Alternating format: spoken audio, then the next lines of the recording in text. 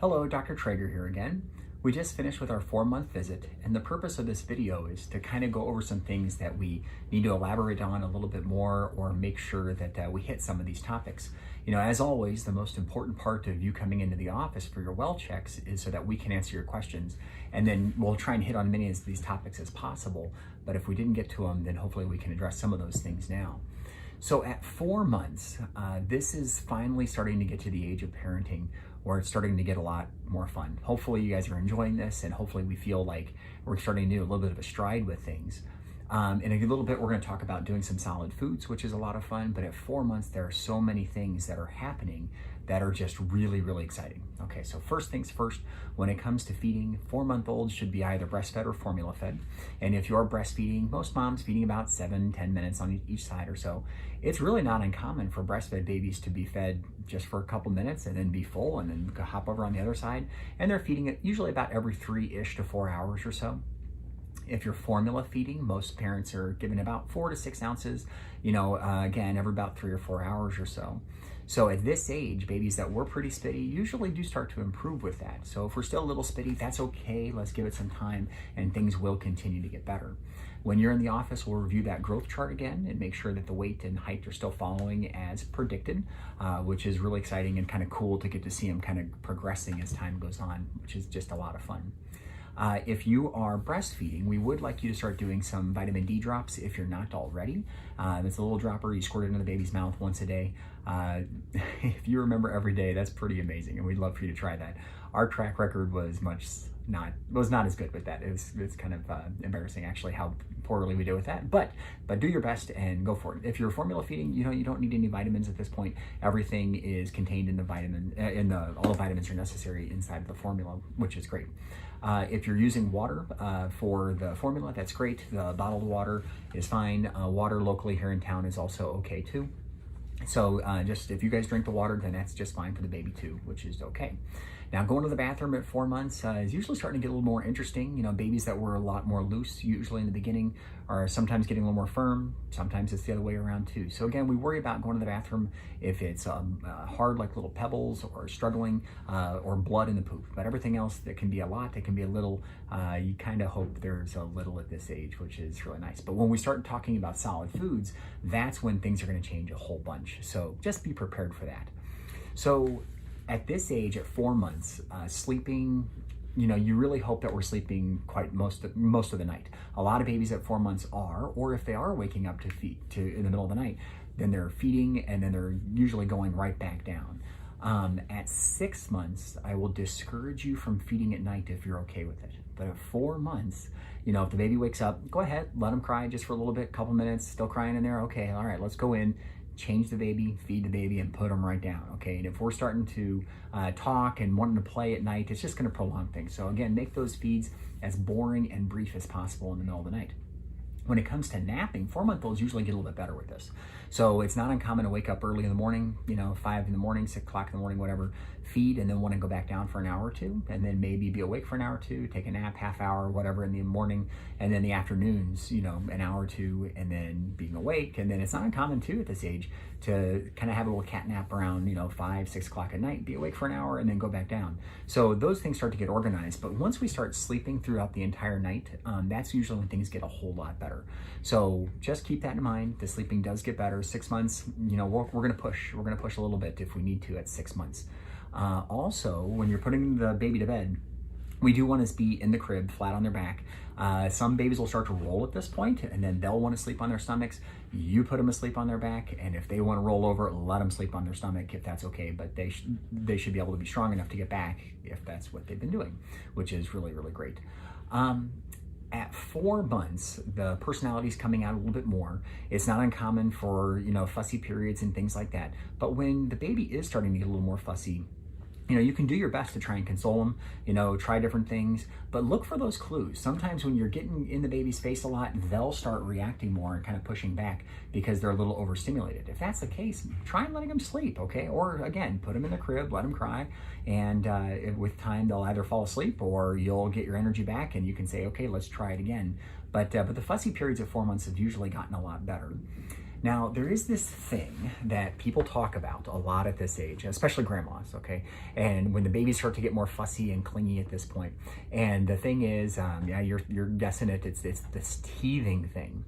Now, at 4 months, there's a lot of developmental things that are going on. I don't know if you notice the baby's a lot more drooly. Everything is kind of being put in the baby's mouth. And then baby starts to get more fussy. Now, grandma will say it's because of the teeth. And you know what? It's okay. You know, we really don't think that teeth cause that much pain. Sure, they bite into something, ooh, that hurts. Or, you know, it seems like they're fussy when they're touching their gums and stuff like that. If you want to give them some Tylenol, that's okay. It really is. Or something cool to kind of put in their mouth, like a rag or something like that. That's okay. But when the baby is in kindergarten or in first grade and they're losing those teeth like crazy, it will not hurt to push on those gums, okay? And we really don't think that diarrhea or things like that are caused by teeth. So teeth are teeth. You can choose to make a big deal about it and worry about it a whole bunch, or you can kind of leave it alone. You don't have to worry about it, but it's okay. But think about it, you know, drooling, putting things in their mouth, all those different things, those aren't because of the magical teeth. Those are normal developmental milestones that are happening, and we're getting ready for solid foods, okay? We're lubricating the system and getting everything going. So when it's time for us to start talking about solids, you know, you can go for it.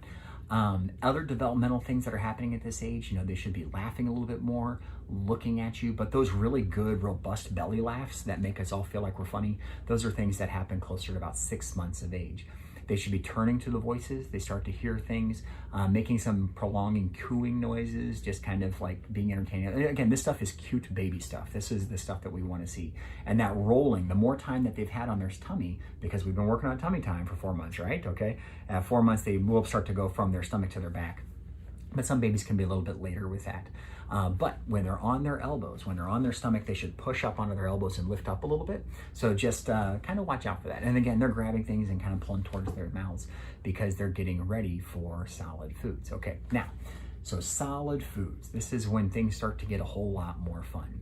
Now, the first things first is remember, all they need is breast milk and formula. That's all you need. You don't need to do solid foods. And if you want to wait till closer to 6 months, you totally can. At 6 months, solid foods are much, much more developmentally appropriate. But at 4 months, we can start talking. And the way I like to talk about it is think of it like tasting of solid foods. Now, the thing about this is that the research has been showing more and more over the past, decade or so that the early introduction of solid foods appears to be good for allergy prevention, some diabetes, obesity, things like that. So at this point, see where your baby is. Okay, if we've got the good head control, they can sit up. They're not their head flopping around the whole time, and they can sit with a little bit of help. Then maybe it's time to start experimenting with this. And again, we call it tasting at this point. Some babies go really fast, some babies go slow. But let's start off assuming that they're going to be on the slow side of things. So here are the rules when it comes to solid foods. Okay, number one, baby can have whatever you want to give them, as long as number one, it doesn't choke them. Number two, nothing unpasteurized or raw, okay? And that would be things like honey or like sushi and things like that. We don't need any of that right now. And then the last thing is nothing strange. Okay, all right. So what do we mean by that? Well, when we talk about unpasteurized things, the issue is that if it hasn't been pasteurized, meaning that it hasn't been, cleaned of infection, then there's always a chance that the baby can get sick from the foods, okay? So we talk about honey because it can cause this thing called botulism. But very few people give their babies honey early, or canning their own foods and stuff like that. So really just stay away from honey. There's no reason until older than 12 months of age. And then the last thing is that weird thing. So whenever I told my parents, when I told grandparents, I said, hey, look, we can do whatever we want when it comes to solid foods. My grandma says, so you're gonna give the baby peanut butter? And they say, whoa, no. Or you're gonna give them peanuts, or you're gonna give them shrimp. Not at 4 months, really, we're not at that point. But again, so that would be weird. Okay, that would be weird. But if it's culturally appropriate for you to have it, then fine. We have lots of families who use these little, they're called Bampa snacks, and they're made with peanuts. And the babies get them at 4 months of age because that's a normal thing for their family to do. But with my kids, nope, we start with the easy stuff first. We start with the veggies and then go to fruits and meats and things like that. But when we talk about baby can have whatever we want to give them, that really is what it is. Okay, so what does this look like in reality? Now, number one, we don't want to be worried about this. We don't want to be stressed out about what to eat and what's the next food to give. If you're worried about that, then try not to. Okay, so really what we do is we say it's on our plate. This is what we're having.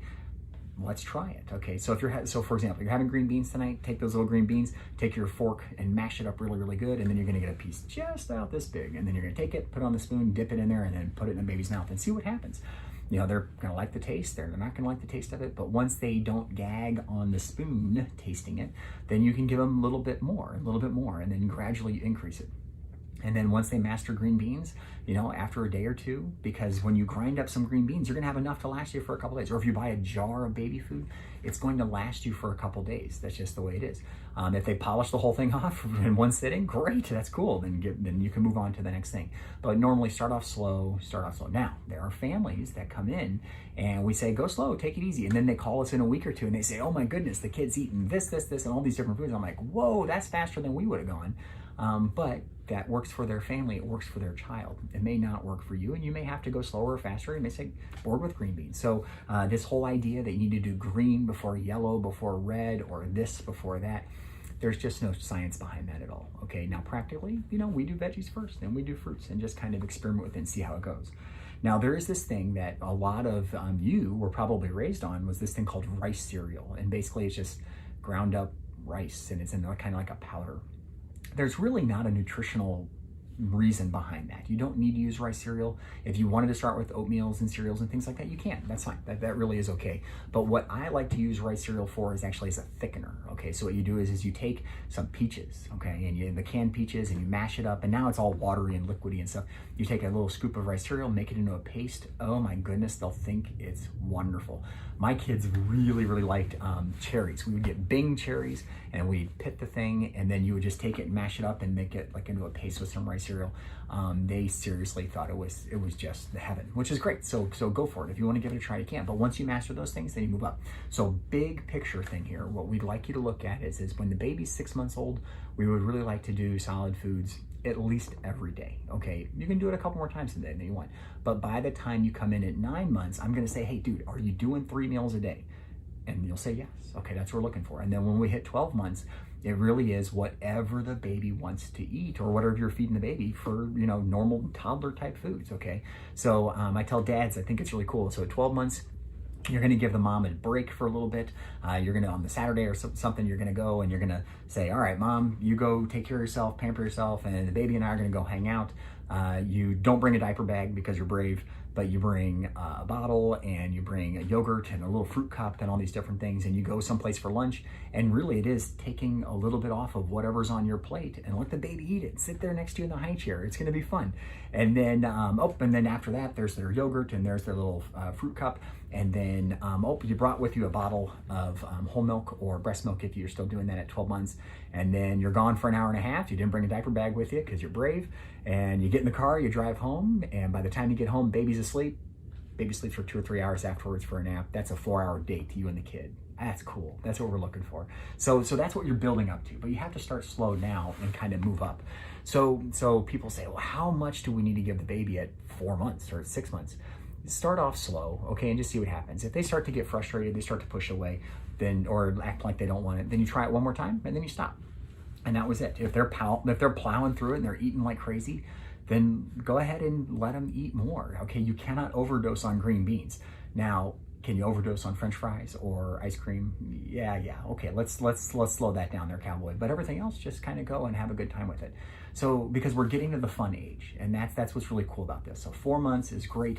Man, if you think 4 months is great, you're gonna love 6 months, and that's what's coming next. So the tummy time, working on the rolling and stuff, that's what we wanna keep working on, because at 6 months, we'd like to see you sitting, okay? So you should sit, you know, like this, maybe even tripod a little bit, put their hands in front with their legs apart, and they kind of support themselves.